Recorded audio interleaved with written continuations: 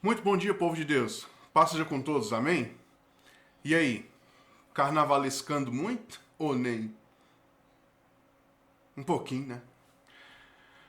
Bom, primeiros segundinhos, se inscreva no canal, ative o sininho, envie esse vídeo a outras pessoas e siga-nos também no min.averdade que liberta, no Instagram, beleza? Vamos dar continuidade hoje à história que está no livro de 1 Samuel, a história de Davi.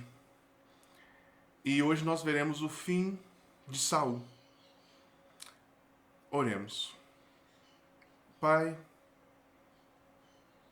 Criador dos céus e da terra, Pai Santo, Pai de amor, estamos diante do Senhor, Pai, para agradecermos, porque a Tua palavra está diante de nós. Para agradecermos, Pai, porque o Senhor tem sido tão zeloso em nos ensinar, tão amoroso. Pai, muito obrigado, Pai. Senhor, em nome de Jesus eu te peço que essa palavra, que essas histórias não sejam meramente histórias, mas que sejam o pano de fundo para entendermos as mãos do Senhor, para entendermos o tratamento que o Senhor nos dá, para entendermos o caminho que devemos tomar a partir do tratamento do Senhor para conosco. Pai, em nome de Jesus,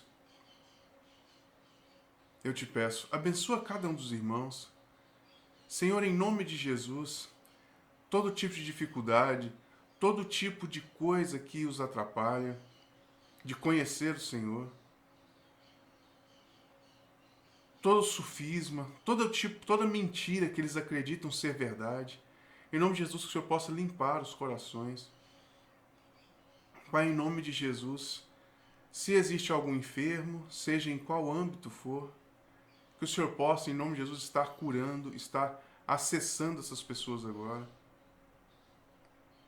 Pai Santo, abençoa, Senhor, cada um dos irmãos que viajaram, que estão desfrutando desse final de semana prolongado. Abençoa a ida, a estadia, o regresso, em nome de Jesus. Estamos entregues a Ti, Senhor, reina sobre nós. Amém. Irmãos, então nós vimos anteriormente que o pessoal de Davi e os seus corajosos, né? Eles vão, juntamente com o rei Aquis, lutar contra o povo de Israel. Só que chegando lá, os príncipes dos filisteus encontram com Aquis e perguntam: o que esse povo está fazendo aqui? O que essa turma está fazendo? E aí Aquis fala: Davi, na verdade, ele é um ótimo homem, ele é muito bom. E aí nós já falamos anteriormente sobre a mentira que Davi constrói, né, para poder ganhar o coração de Aquis. Veja anteriormente se você não está entendendo bem o que eu estou dizendo aqui, né? Mas mesmo não entendendo o que eu estou dizendo aqui, continue conosco até o final, depois você volta e veja essa parte. Então, Aquis, rei dos filisteus, se torna amigo de Davi por causa de algumas mentiras, né, que Davi conta. Então, os príncipes dos filisteus veem a Davi naquele lugar e falam: não, eles não vão conosco a peleja contra Israel. E aí Aquis tenta defender, não dá certo. Por fim, Aquis manda Davi de volta para casa, de volta para Ziclag. E aí começa a nossa história de hoje. Vamos lá, 1 Samuel, capítulo 30, versos de 1 a 4. Desculpe. Sucedeu, pois, que, chegando Davi e os seus homens ao terceiro dia a Ziclag, já os amalequitas tinham dado com ímpeto contra o sul de Ziclag, e a esta ferido e queimado. Tinham levado cativas as mulheres que lá se achavam, porém a ninguém mataram, nem pequenos, nem grandes. tão somente os levaram consigo e foram seu caminho.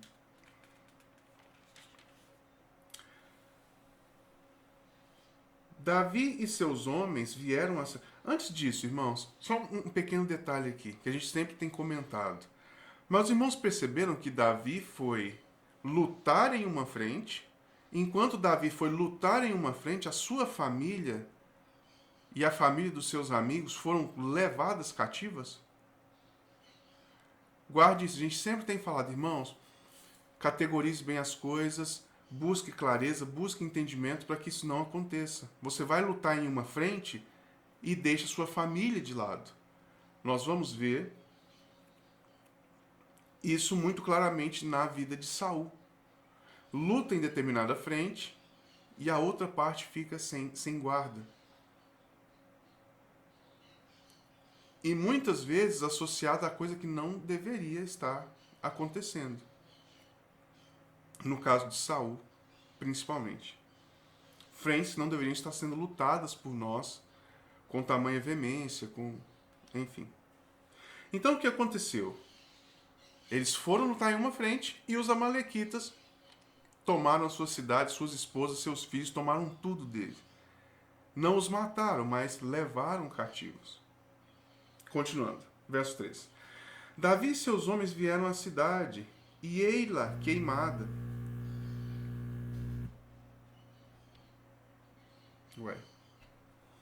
E ei-la queimada, e suas mulheres, seus filhos e suas filhas levados cativos. Então Davi e o povo que se achava com ele ergueram a voz e choraram, até não terem mais força para chorar. Também as duas mulheres de Davi foram levadas cativas, Ainoã, a Jezreelita, e Abigail, a viúva de Nabal, o carmelita. Beleza. Então, só inverter aqui a ordem. Então o povo pega, os homens ficam extremamente bravos com Davi e decidem e estão a ponto de apedrejá-lo. Porque Davi os levou para aquele caminho para ficar debaixo do nariz dos filisteus e ficar junto com os filisteus, mentir para os filisteus. Então, tudo isso eu creio que estivesse na mente dessas pessoas. Essas ações que eles tomaram, esse modo dissimulado de viver no meio dos filisteus. E o que aconteceu? As esposas e filhos foram levadas. Então esses homens ficam muito bravos e estão a ponto de apedrejar Davi. Quando Davi pede a um moço para buscar uma estola sacerdotal. E esse moço vai, busca essa estola sacerdotal para que Davi possa conversar com Deus, possa perguntar a Deus, consultar a Deus, se ele deve ir atrás dessas pessoas, atrás desse povo, desses amalequitas que sequestraram a sua família, a família dos seus homens, ou não, se ele alcançaria, ou não. E Deus fala que sim, Deus fala, pode ir atrás que você irá alcançá-los e você irá resgatar essas famílias. Então, Davi chama os seus 600 homens que já estão vindo de uma frente, né, como eu acabei de dizer, de uma frente de batalha, estão voltando, acabam de chegar em casa, têm que sair imediatamente para poderem lutar e resgatarem as suas famílias. Então esses 600 homens saem a peleja. Chegando próximo de um rio, creio que o rio chama Bison, um ribeiro Bizor, deixa eu ver aqui o nome. Não precisa, é isso mesmo. 200 desses 600 homens não conseguem mais andar. Não conseguem mais avançar, mesmo estando em busca de suas famílias. Irmãos, tudo isso tem um significado muito sério para nós. Então 400 homens continuam com Davi e 200 ficam no rio, no ribeiro. Eles encontram um egípcio. E aí, conversando com esse egípcio, ele diz que ele estava no exército amalequita e no exército que acabou de chegar, de pegar a família de Davi e de seus homens. Ele estava nesse exército, mas ele ficou doente. E 3 dias antes, os amalequitas o haviam deixado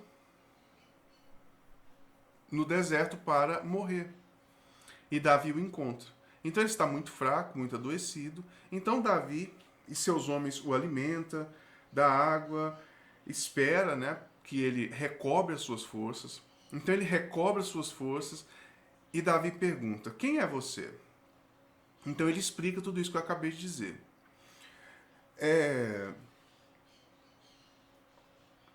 Davi então propõe para ele: olha, você poderia nos levar ao arraial do exército? E ele, o egípcio, diz: o senhor promete que não vai me eliminar, não vai me matar, nem irá me entregar ao meu senhor? Então Davi faz essa promessa e eles vão juntos até esse local em que estão os amalequitas.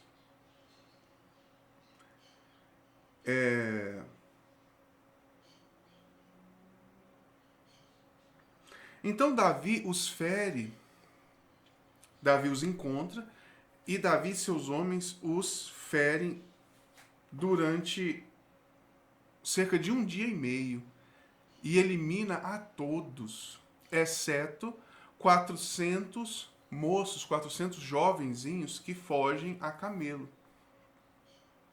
E Davi toma as mulheres, os filhos, né, de todos os seus homens e mais uma vez estão reunidos. Esses 200 que ficaram e tomam os despojos, né? Lembra lá, os amalequitas, eles atacam a Judá, aos queriatitas, a várias localidades. E tomam os despojos, leva tudo que é riqueza desse povo. Davi então pega tudo isso com esses homens, resgata todas essas coisas e volta para sua terra. No caminho, encontra-se os 400 homens encontram com os 200 homens que ficaram e lhes devolvem as suas esposas e tudo lindamente, tudo maravilhoso. Esposas e filhos, né? Tudo certinho, tudo de bom. Aqui nós temos um detalhe importante que lembra onde foi que Davi pega esses homens e qual é a situação deles? Esses homens são devedores, são homens doentes de corpo, alma e espírito.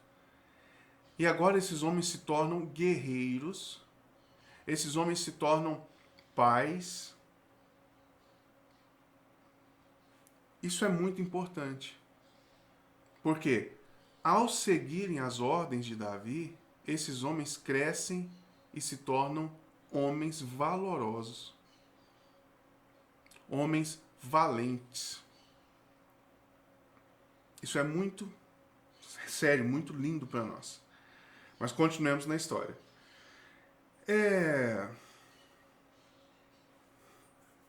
Então Davi os feriu cerca de 1 dia e meio.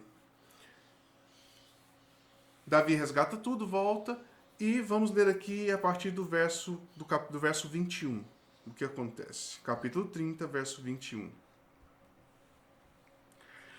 Chegando Davi aos 200 homens que, cansados que estavam, não puderam seguir e ficaram no ribeiro Besor, estes saíram ao encontro de Davi e do povo que com ele vinha. Davi, aproximando-se destes, os saudou cordialmente. Então todos os maus e filhos de Belial dentre os homens que tinham ido com Davi, responderam e disseram: visto que não foram conosco, não lhes daremos os despojos que salvamos. Cada um, porém, leve a sua mulher e seus filhos e vá embora. Porém, Davi disse: não fareis assim, irmãos meus, com o que nos deu o Senhor, que nos guardou e entregou às nossas mãos o bando que contra nós vinha. Quem vos daria ouvidos nisso? Porque qual é a parte desses que desceram a peleja, tal será também a parte dos que ficaram com a bagagem. Receberão partes iguais. E assim, desde aquele dia em diante, isso se tornou estabelecido por estatuto de direito em Israel, até o dia de hoje. Aqui mostra um pouco mais o caráter de Davi. E mostra um pouco do modo em que nós devemos agir, do modo em que nós devemos estar, e que isso será manifesto em Cristo por nós. Aqueles que vão na frente e vencem a batalha nos dão dos seus despojos, da sua vitória, da sua graça. Foi o que Cristo fez. E que nós façamos também a mesma coisa. Cristo vence a morte e nos dá isso. Ah, mas qual foi o seu trabalho, pastor Acácio? Qual foi o seu trabalho, Marinha, Joaquinzinho? O meu trabalho foi receber os despojos, já que eu não tinha a mínima condição de lutar essa batalha. Isso, irmãos, em todos os âmbitos da vida. Já os filhos de Belial, como nós vimos aqui, eles são contrários a esse tipo de coisa. Eles não são graciosos. Mas eles estavam com Davi também. Eles não são graciosos, não têm graça. Eles são do puro merecimento. Então Davi estabelece que será dividido de modo igual. E vamos ver mais o que Davi faz? Chegando Davi a Ziclag, enviou do despojo aos anciãos de Judá, seus amigos, dizendo: eis para vós outros um presente do despojo dos inimigos do Senhor, aos de Betel, aos de Ramote, aos do Negueb, aos de Jatir, aos de Aroé, aos de Sifmote, aos de Estamoa, aos de Racal, aos que estavam nas cidades dos Jeramelitas e nas cidades dos Queneus, aos de Orna, aos de Boraçã, aos de Atasse, aos de Hebron e a todos os lugares em que andara Davi, ele e seus homens. Sabe, irmãos? Então, Davi e seus homens lutam uma guerra, vencem essa guerra, desbaratam os amalequitas, restauram os despojos que os outros perderam e restitui esses despojos aos aqueles que perderam. Por que Davi e seus 600 homens não guardou isso para si e pronto? Seria o momento de Davi se tornar mais forte, mais poderoso, mais rico, riquíssimo. Olha para todos os lugares em que ele mandou despojo, mandou riqueza, mandou arma, mandou ouro, mandou prato, mandou animais, mandou todo esse tipo de coisa.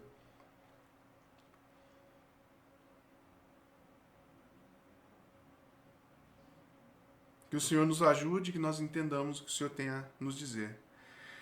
Chegamos no capítulo 31, irmãos. Último capítulo de 1 Samuel. Nós vamos lê-lo praticamente por completo. Vamos lá. Vamos ler completamente, eu vou parando. Entretanto, os filisteus pelejaram contra Israel, e tendo os homens de Israel fugido de diante dos filisteus, caíram feridos no monte de Giboa. Os filisteus apertaram com Saul e seus filhos, e mataram a Jonatas, a Abinadab e a Mequizua, filhos de Saul. Agravou-se a peleja contra Saul. Os flecheiros o avistaram, e ele muito os temeu. Então disse Saul ao seu escudeiro: arranca tua espada e atravessa-me com ela, para que porventura não venha estes incircuncisos a que me transpassem e escarneçam de mim. Porém o seu escudeiro não o quis, porque temia muito. Então Saul tomou a espada e lançou-se sobre ela. Irmãos, nós temos tantos detalhes aqui. Qual era o problema de Saul, irmãos? O problema de Saul era o seu pecado. Lembra que nós falamos disso no domingo sobre Gideão? Qual era o grande problema do povo de Israel? Político, econômico, relacionamento, social? Não, o problema era o pecado. E aqui, irmãos, nós vemos, olha, por que Israel está perdendo para os filisteus? Perde, de modo que Saul perde seus 3 filhos. Como? Por que isso acontece? Por causa do pecado. Deus é o Deus de Israel, Deus está com o povo de Israel, mas à medida em que eles decidem pecar e tomar um caminho torto, vai dar tudo errado. Aqui nós temos um paralelo, nós temos o inimigo com a família de Davi e nós temos o inimigo com a família de Saul. O inimigo com a família de Davi, ele é desbaratado e a família de Davi é restaurada, resgatada, plenamente, perfeitamente. A família de Saul, diante do inimigo, é destruída. Não só ele, não só os seus filhos, mas ele também é destruído. Agravou-se a peleja, os flecheiros o avistaram e muito os temeu. Então Saul estava preocupado mais uma vez aqui, irmãos, com o nome de Deus que cairia? Não, Saul se preocupa com o seu próprio nome, como ele será lembrado depois, e se os filisteus irão fazer chacota dele. Não é o nome de Deus que está em jogo aqui para Saul, é o nome dele.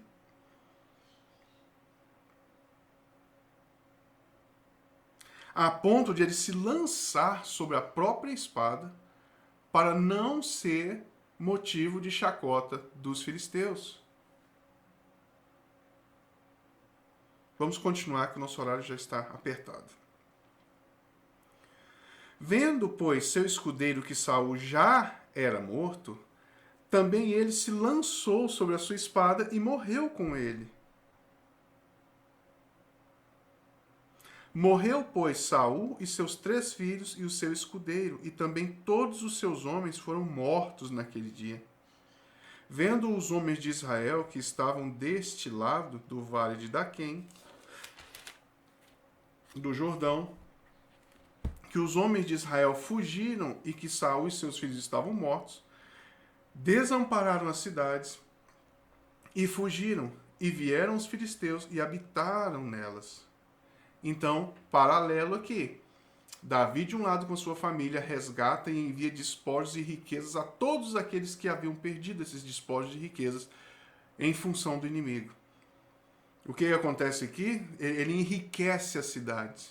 O que acontece com Saul? Saul morre, e os seus filhos também, e o povo foge, e o inimigo toma conta das cidades.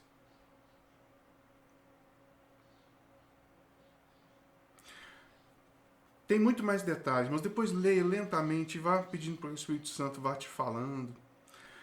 Verso 8. Sucedeu, pois, que, vindo os filisteus ao outro dia a despojar os mortos, acharam Saul e seus 3 filhos caídos no monte de Gilboa.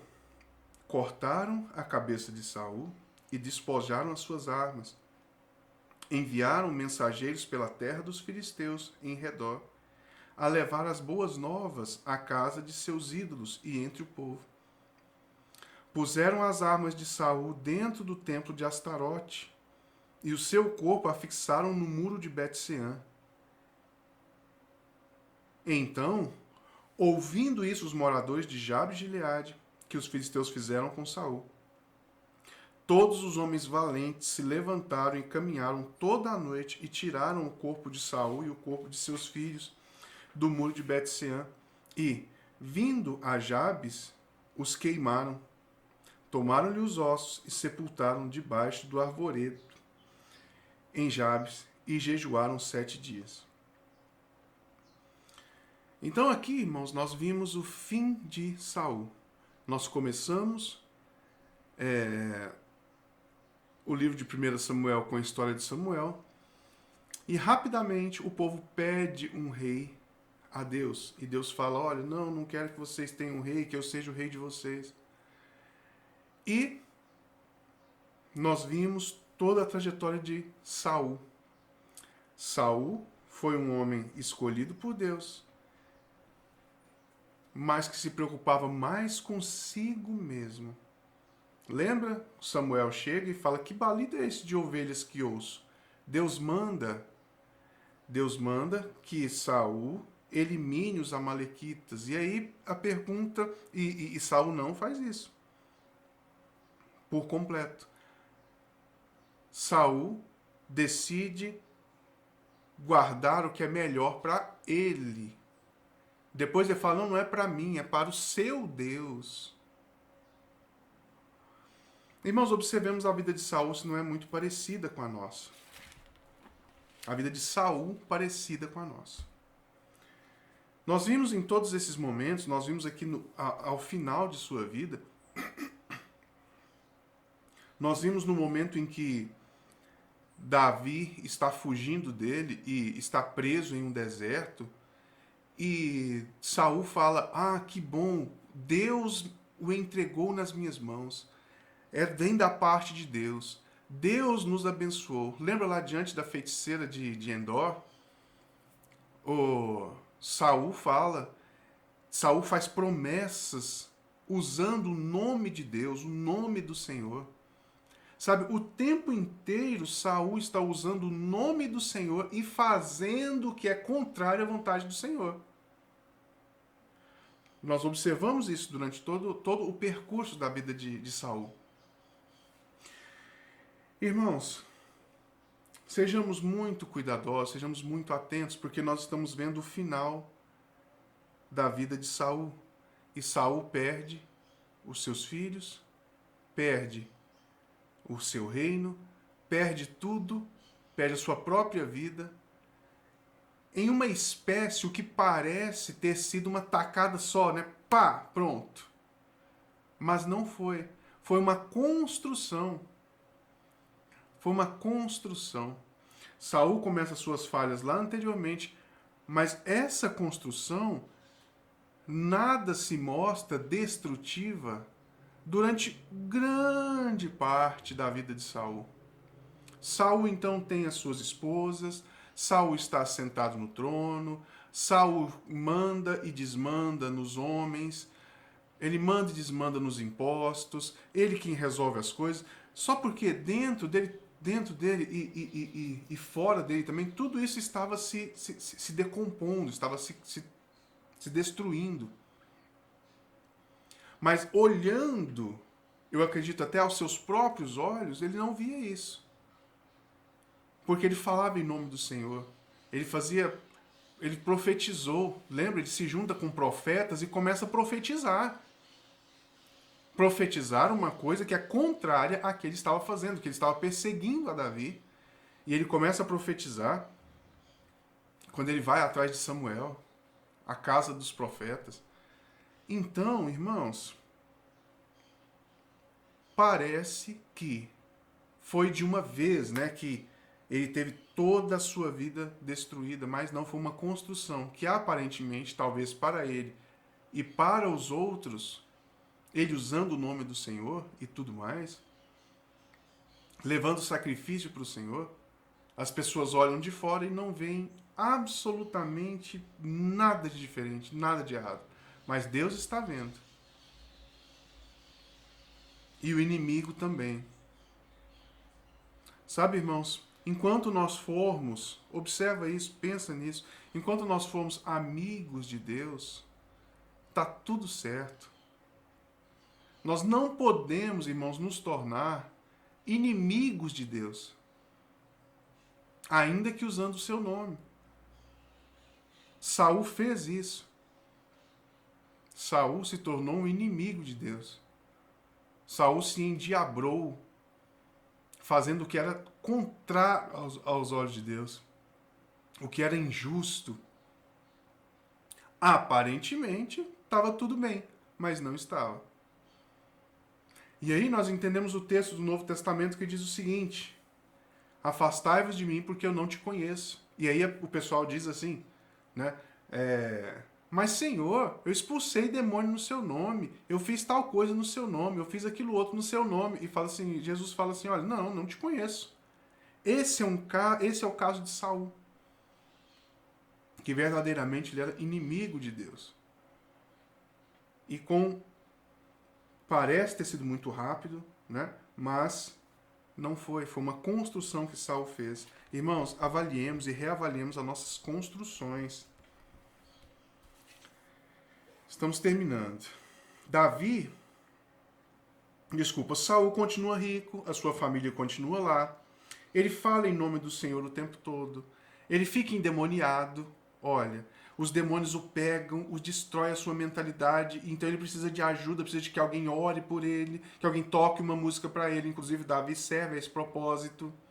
Não é o nosso caso, algumas vezes. Não estou dizendo que você não deve pedir oração, claro que deve, mas analise se não é uma construção que você fez, ou que nós fizemos, que agora nós estamos arrodeados de possessão e de desespero. Entende? Se é uma construção nossa, como foi a construção de Saul, irmãos, façamos um. Então, fazendo tudo isso, e ele fazendo o seu próprio caminho. Sabe, irmãos, muitas vezes nós continuamos lutando, família está ali, né? As nossas riquezas, os bens estão ali também, nós falamos em nome do Senhor, às vezes ficamos meio possuídos, meio assim desesperados pela construção que nós fizemos, não é? E fazendo, na verdade, o nosso próprio caminho.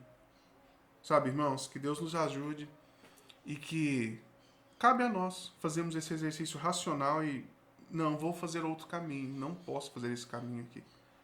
Entende? Não é que o Senhor nos ajude, em nome de Jesus. Até a noite, para a honra e glória do Senhor. Oremos. Pai, em nome de Jesus, que essas histórias possam fazer sentido para nós. E que em nome de Jesus, Pai, o Senhor possa nos edificar. Pai, que possamos abrir mão de quem nós somos, o que nós estamos fazendo, Pai, pela vontade do Senhor. Ó Senhor, guarda-nos, mostra-se forte nas nossas vidas, em nome de Jesus. Abençoa o nosso restante de domingo, de feriado, e que o Senhor seja glorificado em tudo. Constranja-nos, Senhor, fale aos nossos corações, em nome de Jesus. Amém. Irmãos, muitíssimo obrigado. Jesus abençoe. Até a noite.